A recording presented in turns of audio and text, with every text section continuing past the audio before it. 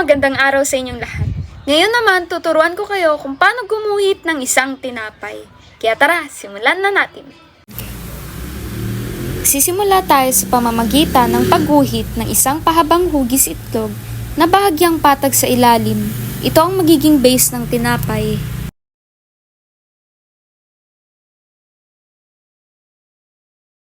Gumuhit ng mga pahilis na linya sa ibabaw ng tinapay. Mga 3 hanggang 4 na linya ang kailangan. Depende sa haba ng iyong tinapay.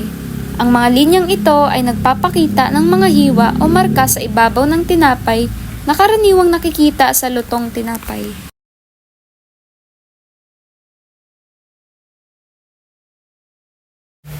Gamit ang lapis, palalimin ng bahagya ang mga pahilis na linya upang magbigay ng kaunting lalim at texture.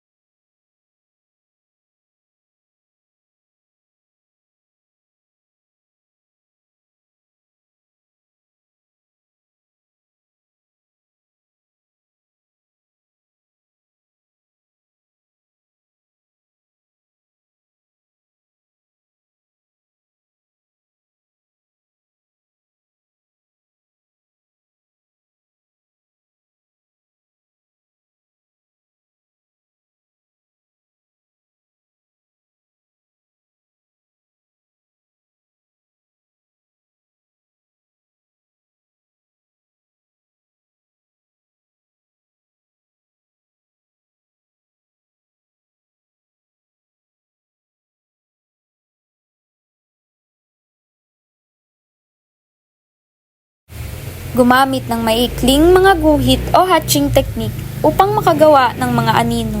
Ito ay magbibigay ng ilusyon, 3-dimensional sa iyong pagguhit.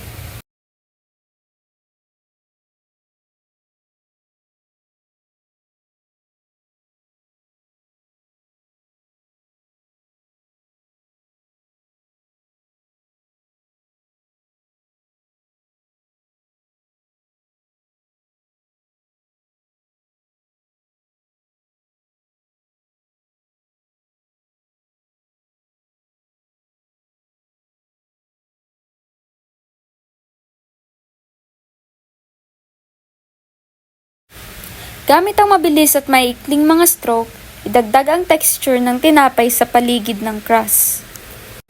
Ipakita ang mga bahagyang bitak o magaspang na bahagi upang ipakita ang lutong ibabaw nito.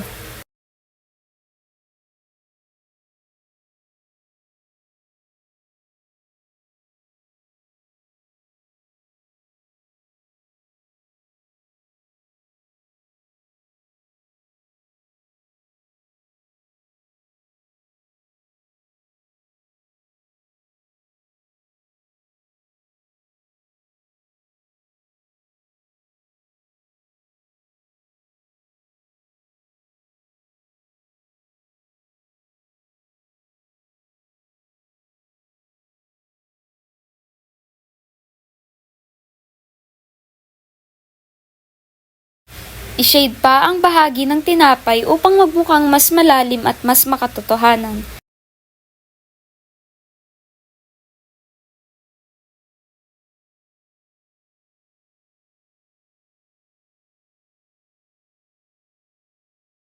Sa pamamagitan ng mga hakbang na ito, magagawa mo nang iguhit ang tinapay na may detalye tulad ng nasa ating iginuhit.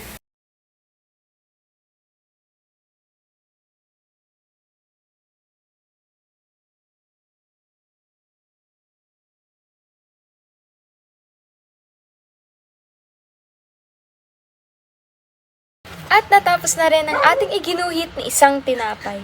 Kaya huwag kalimutang mag-like at mag-subscribe para sa mas marami pang tutorials. Muli, paalam!